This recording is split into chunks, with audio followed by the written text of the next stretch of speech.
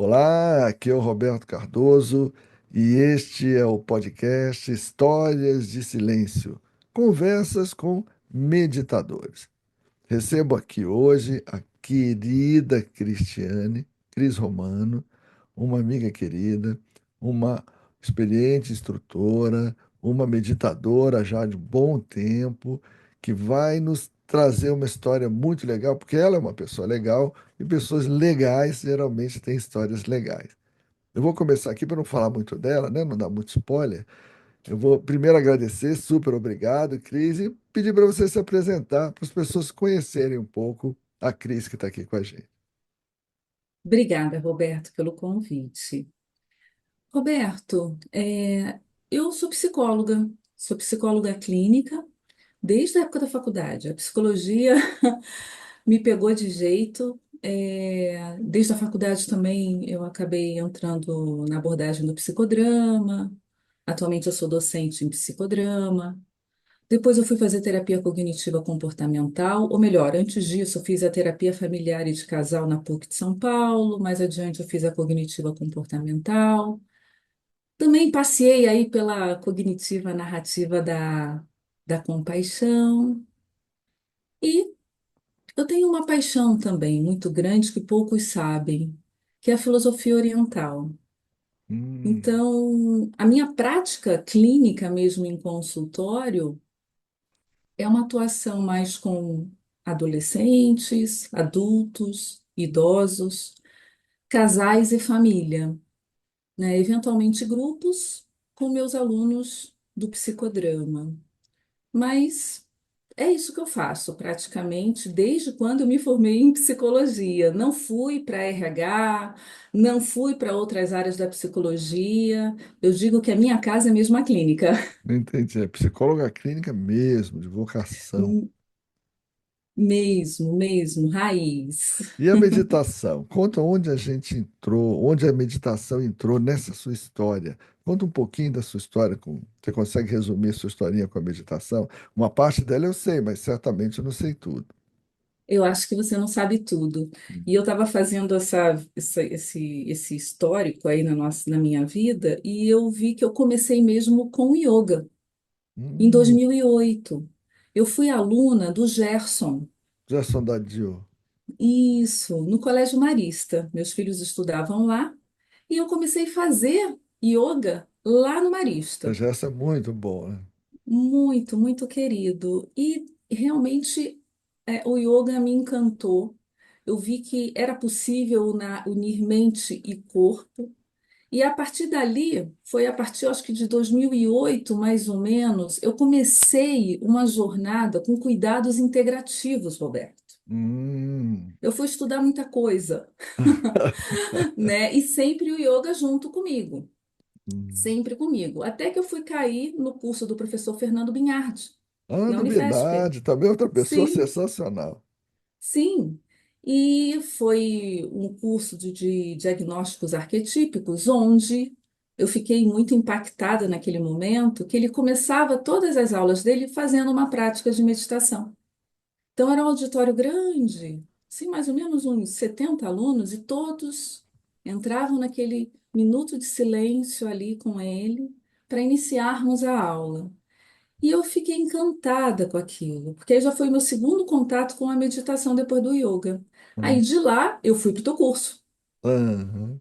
E ali eu entendi o que que era meditação de fato.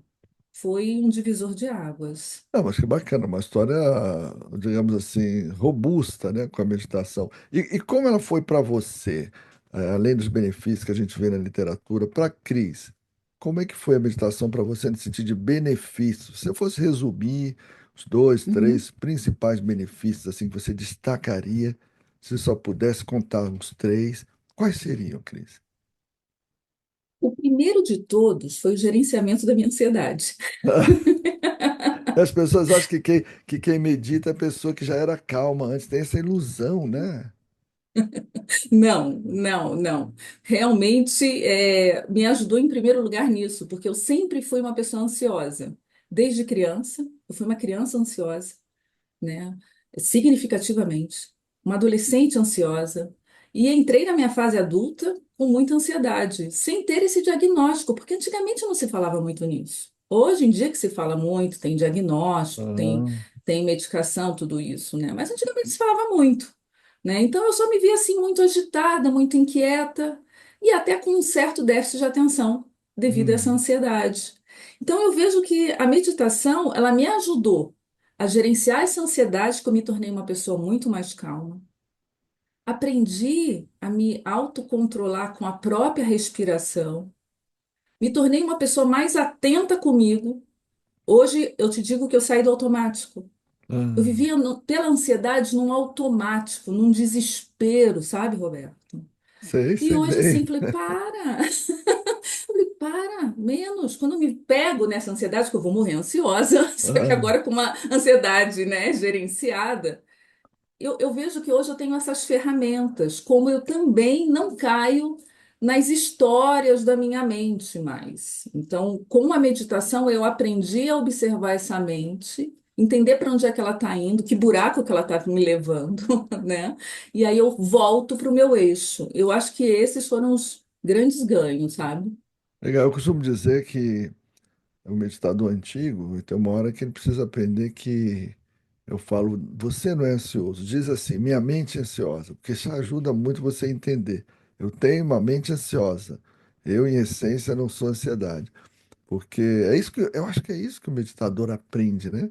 Que a mente dele pode ser ansiosa, porque a mente é uma coisa acelerada por natureza. Mas ele entender que ele necessariamente não precisa ser ansioso. É só não ir no papel na ventania, não virar papel na ventania.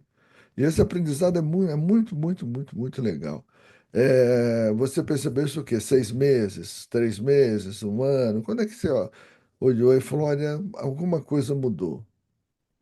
Já foi durante o curso de meditadores, né, de Ah, facilitadores em já, meditação. Já já. foi ali, Na Unifesp, sim. já foi na Unifesp, né? Eu já meditava um pouquinho antes, mas foi ali que fechou direito. Eu comecei a meditar, né, com mais clareza e eu comecei a perceber algumas mudanças em mim. Uma Ah, delas que eu nunca te contei, ah, foi me deparar muito com a impermanência, inclusive, que era sim, algo que eu não tinha me deparado antes, com a impermanência da vida. E sim. eu fui administrando também essa impermanência, porque eu tinha uma certa ansiedade quanto a isso, e com uma série de outras coisas. Mas já foi no período, já mais da metade para o final do nosso curso de facilitadores, que eu percebi Hum, essa mudança. estava lendo uma frase do É Titian. Tinahan, Hã? Tinahan, né? Shinahan, não sei Tinahan. se eu falar o nome dele, difícil demais. Parece que é isso. Nem meditando eu consigo falar o nome dele. Ele está dizendo que nós não sofremos porque as coisas são impermanentes, nós sofremos porque nós queremos que elas sejam permanentes, mesmo sabendo que elas são impermanentes. É interessante, eu li isso agora 10 minutos antes da gente começar a conversar, eu estava lendo essa frase. E o seu caminho para a percepção de ganho de equilíbrio, autoconhecimento. Depois a gente vai falar o que que fala para as pessoas que não conseguem meditar, mas eu queria saber, ainda pegando na sua história, Uhum. continuando a sua história, seu caminho em direção ao equilíbrio, ao autoconhecimento, quando foi que apareceu isso, e como você diria que houve essa trajetória sua interna? Eu comecei a perceber essa necessidade que eu precisava mudar depois que eu virei mãe, Roberto. A maternidade é uma experiência muito forte, né? Quando eu virei mãe, meu mundo mudou completamente. Eu tive dois meninos, Ah, né? Um hoje está com 25, outro está com 28. Mas na época foi um furacão na minha vida. Inclusive, foi a época que eu me divorciei. Um tinha hum, 3, outro tinha 6. ah, Então, eu foi movimentado o negócio, foi movimentado essa história. foi. É. Foi. Eu morando longe da minha família, né, que minha família é toda Uhum, carioca, eu moro em São Paulo, e uhum. eu tendo que, ao mesmo tempo, administrar toda essa casa, filhos, minha profissão que eu tive que retomar. Então, eu percebi que eu precisava fazer algo, e foi isso que me levou para o yoga, inclusive, Ah, né? entendi. Para conhecer esse equilíbrio, né? conhecer esse equilíbrio, conheci pessoas importantes do yoga, pessoas importantes dos cuidados integrativos. Então, eu acho que eu fui mesmo numa busca de uma autocura. Entendi. Primeiro, eu Entendi. fui cuidar de mim. E aí eu Aham. vi que a coisa era muito séria e a meditação fez muito sentido para mim e que eu percebi que eu podia, além de usar em mim, eu poderia também levar para os meus pacientes, Sim, mas ensinar meus pacientes. o autocuidado é importante, é igual a máscara do avião de oxigênio, né? Você precisa botar a máscara em você para depois ajudar alguém. A mesma Sim, coisa é em relação à consciência, né? Você precisa buscar a sua consciência. Depois você, depois você vai poder ajudar muita gente, mas sem consciência você não ajuda, né? A gente ajuda as pessoas por transbordamento, a gente transborda amor, transborda paz. Mas se você não tiver paz, você não vai levar paz para ninguém, na verdade, não vai levar. é E, verdade. e me diz uma coisa, como nessa história toda te ajudou o loop operacional? Que horas ele entrou o conceito do loop operacional para você? Foi só no curso? Foi antes? E como ele te ajudou aí no seu caminho meditativo? Foi só no curso. Eu Ah, antes eu não tinha essa clareza. Eu aprendi foi com você mesmo no curso. E aí fez muito sentido para mim. Eu preciso compreender as coisas, eu preciso compreender como as coisas funcionam. Eu sou muito ah, racional, né? ah, Então, depois que eu entendi o mecanismo da meditação, como acontecia, para onde direcionar essa mente, né, para esse foco, para essa âncora, para daí eu conseguir alcançar um relaxamento da lógica, eu faço uso até hoje.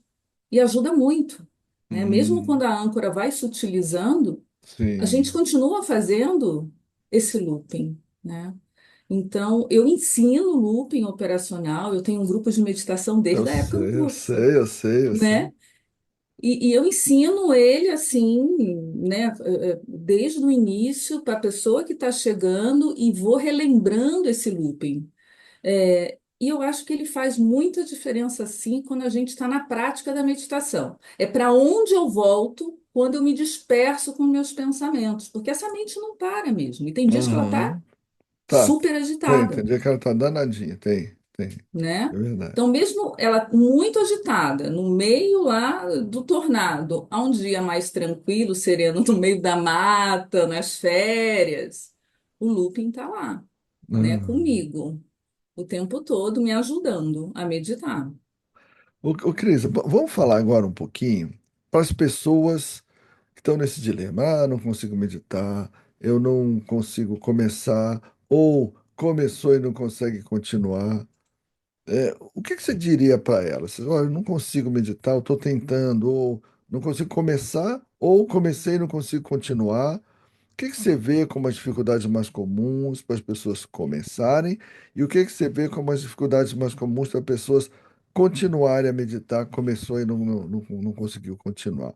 Na sua experiência já de instrutora, o que que você Uhum, vê mais e que recado você dá para essa pessoa se ela estiver nos ouvindo agora? uhum. Normalmente, essa pessoa ela já vem com alguns vícios, né, Roberto? E Hum. um desses vícios são as próprias práticas guiadas. Elas Aham. vêm com achando que meditação é só É isso, só guiada. né? Aham, Só a guiada. Um outro aspecto que elas acham que meditar é a mente ficar no vazio, a mente aham. silenciar. Então elas já acham que, olha, eu não consigo, eu já tentei e minha mente não cala a boca, né? Então é Acho que muito comum. tem que entrar em morte cerebral para se acalmar, né? Não é o caso, não é o caso. Roberto, mas assim, de 9 pessoas em 10 falam isso. É impressionante. Todo mundo chega falando isso. Eu não consigo meditar porque minha mente não para. E aí é quando eu trago essa questão. Olha, a mente não vai parar, você vai aprender a lidar com a Hum, sua mente, né? Um hum, outro ponto também que eu percebo que muitos se angustiam é com a própria respiração. Essa respiração hum, profunda, abdominal. Muitas pessoas entram num certo desespero. Parece que hum. elas nunca se perceberam respirando. É, a respiração é um passo importante para meditar, né? Sim, muito. Exato. E aí a gente ensina essa pessoa novamente, né? Ela reaprende a meditar. Uhum. Muitos levam muito tempo, outros pegam logo, principalmente se ele já tem outras práticas, ou mesmo o pessoal que canta já tem essa prática, o pessoal que faz Ah, yoga, né, sim. pilates, práticas que de alguma forma eles já entraram em contato novamente com essa respiração profunda, né? Aham. Então ajuda bastante. Agora, quem chega do zero, eu percebo que inclusive se angustia. Porque a respiração, ela está muito ligada às nossas emoções. Muito, é verdade, muito. E cada um tem uma dificuldade em alguma etapa da respiração, do ciclo respiratório. Uns têm na inspiração, outros na expiração, outros com o pulmão cheio, outros com o pulmão vazio. Cada um tem a sua história. Então, o que normalmente eu digo é: persista. Aham. E o último desafio que eu vejo que é muito comum é a pessoa trazer a meditação para a sua rotina. Ah, Esse é sim. muito grande. A Esse é muito regularidade é o grande. hábito, né? A É incorporação o do hábito, hábito. é um grande desafio, na verdade, né? As pessoas acham que é É, aprender, mas quando é, você começa a instruir muita gente, você percebe que aprender é fácil, o problema é manter. Esse é o é desafio. manter. É manter. E normalmente a pessoa, ela pensa assim, ah, quando eu tiver um tempo no meio do dia, eu vou meditar. Esquece. A rotina já te engoliu, Isso. Eu estava né? vendo outro dia, Cris, uma fala do Wesley Deslanogari, e ele está dizendo uma coisa legal, que ele fala que o pessoal confunde muito motivação, acha que motivação é estar animado, é euforia, e que a motivação é o que motivou a sua ação. O que que motivou você a fazer atividade física? Ah, foi isso, isso, isso. Tá bom. Então, é, toda vez que você estiver animado ou desanimado, o motivo vai existir. O motivo original não existiu. É dele que você tem que lembrar. Então, Uhum, eu não sei, eu acho que é uma ideia interessante. As pessoas dizem, por que que eu comecei isso, né? Eu comecei isso porque eu quero ter um mínimo de centramento, um mínimo de paz. Então, segura ali e vai, se segura naquela motivação. Porque qualquer coisa, se você esperar só o dia que você estiver animadinho, animadinha, vai ser difícil, né? vai ser difícil esse dia chegar, né? Ou serão raros.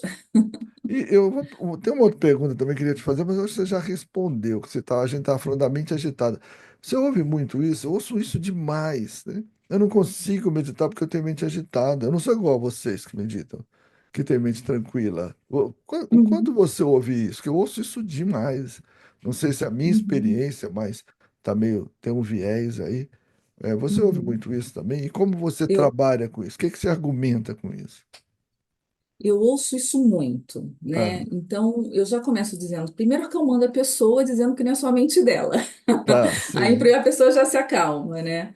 Em segundo lugar, eu falo que a meditação vai ajudá-la a, primeiro, se tornar uma autoobservadora dessa mente. Porque a pessoa tem até uma noção que a mente é agitada, mas não sabe muito bem como é que ela funciona. Que pensamentos estão ali, o que Ah, está gerando esses pensamentos. Elas uhum. ainda estão muito no automático e numa percepção rasa de si.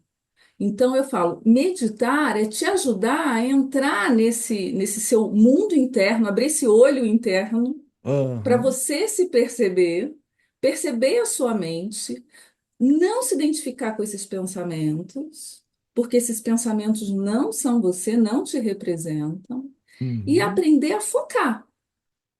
Então, isso é, na verdade, é um grande exercício de atenção, de foco, de voltar para o eixo e de se tornar Uhum. o observador de si próprio. E aí você vai parar de entrar nas armadilhas da mente, né? Então, eu É. ensino isso dessa maneira mesmo, inclusive no consultório, sabe, Roberto, para É, meus é pacientes até uma ansiosos. pergunta que eu ia te fazer agora. Como é que você incorporou a prática meditativa na clínica, no consultório? Como é que você Uhum. trabalha isso? Como é que você acopla isso com o set terapêutico? Porque são procedimentos bem diferentes. Como é que você como é que você acoplou no seu set terapêutico? Como é que faz? Primeiro eu pergunto e eu percebo também se a pessoa tem uma abertura para isso.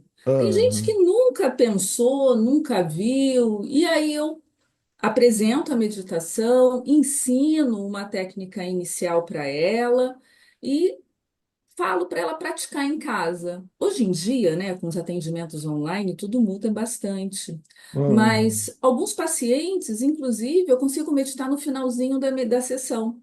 Né? Quando ele fala, hum, ai, Cris, eu quero meditar, eu não sei se eu estou meditando direito, se aquilo que você me ensinou eu estou fazendo corretamente. Aí a gente medita no final da sessão, né? ah, Tiro as dúvidas, mas eu tenho o costume de ensinar a pessoa. Eu, inclusive, indico o teu livro, tá, Roberto? Porque meu ajuda livrinho. muito. Ele é muito didático, o teu livro, e É. ajuda muito a pessoa a entender o mecanismo da meditação. Então, eu ensino, falo para a pessoa praticar, e aí a gente vai tirando dúvidas. Normalmente, a gente faz isso no final da sessão.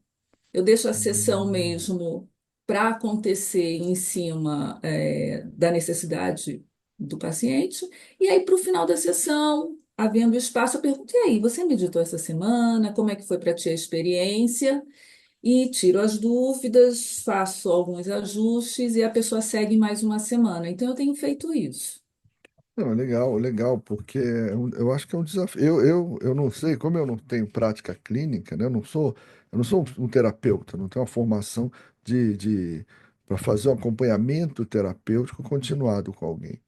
Então é um desafio, eu acho, na prática clínica, porque são vertentes um pouco diferentes. Se a pessoa começa a meditar muito, ela começa a ter uma conversa meio diferente, né? Porque ela fica muito autoobservadora, é muito mais densa, e às vezes é um desafio diferente, né? Eu não sei como é que eu lidaria com isso. Sim. Mas é interessante isso aí. A Elaine também contou para mim aqui, quando esteve comigo, como é que ela faz, né? Como é que ela faz essa Uhum. questão de juntar com a parte terapêutica. E Pô, agrega muito, Roberto. Agrega muito. Aquele que medita sim, sim, muda muito, porque ele passa realmente a se observar e sim, passa a não, como eu falo, não ficar construindo tantas histórias sobre as situações. E sim. essa questão do auto-observador é o diferencial. Muito, muito grande, né? A atenção é o nosso primeiro e nosso último predicado, né? Tanto que lá no meu canal do YouTube tem vídeo, tirando as lives, o vídeo mais comprido que tem é o vídeo onde eu falo de atenção, porque atenção é um predicado fundamental, né? Para você ter presença, para ver onde você está, para perceber sua respiração, para olhar para dentro do seu eu. A atenção é um exercício fundamental, né? E, e à medida que o humano foi desenvolvendo, as vias atencionais ficaram mais sofisticadas. Ou seja, a atenção é uma sofisticação humana muito forte. Cris, muito legal o papo, mas a gente tem que acabar, como todo papo tem que acabar, até Uhum. porque os melhores papos são que parecem durar menos, mas que passam mais rápido. E eu queria que você fechasse com uma mensagem, que você deixasse a sua mensagem para quem for ouvir aqui o seu podcast. Qual mensagem final você daria, Cris? Olha, a minha mensagem seria: medite e comece o quanto antes. Não espere para que a vida traga um grande desafio para você começar a meditar, porque você vai ter que lidar com dois problemas, né? Aprender a meditar e apagar o incêndio, né? Sim, Então aprenda a meditar o quanto antes, persista, procure um instrutor, um facilitador, alguém que te acompanhe, porque também começar essa jornada sozinho é um grande desafio. A pessoa começa a ter mil dúvidas, aí para. ah, Então é importante também ter alguém de confiança para estar nessa jornada. E persista, persista, pratique e não tenha expectativas. As expectativas atrapalham muito. sim, É sim. isso que eu diria. Esse é o desafio, né? A motivação para não largar o hábito sem expectativa. Esse é o É, desafio do meu, um grande paradoxo da meditação, né? Acho que é o grande sim, paradoxo, eu chamo isso de se aprender a celebrar a inutilidade. Quando você começa a aprender a celebrar essa inutilidade do meditar, aí, curiosamente, ela começa a ter utilidade da meditação. é verdade. Isso aqui é o bacana. Cris, querida, obrigado. É muito legal. Primeiro, te encontrar é muito legal. Você é uma pessoa simpática. Quem não conhece a Cris, o dia que conhecer vai ver como a Cris é uma pessoa gostosa de conversar, de estar junto, estar perto dela. É uma profissional competente e, ao mesmo tempo, uma pessoa muito simples. E essa combinação fica muito mágica nas pessoas. Então, é um prazer te receber, uma gratidão enorme eu sinto aqui por ter tido a sua presença. E vamos nos ver, né? Vamos nos ver. Não vamos deixar passar mais de um ano sem a gente se ver, tá bom? Com certeza. Obrigada, Tá Roberto. bom, dá tchau pro Obrigada pessoal. mesmo. Tchau, pessoal. Tchau. Tchau, Tchau, tchau. tchau.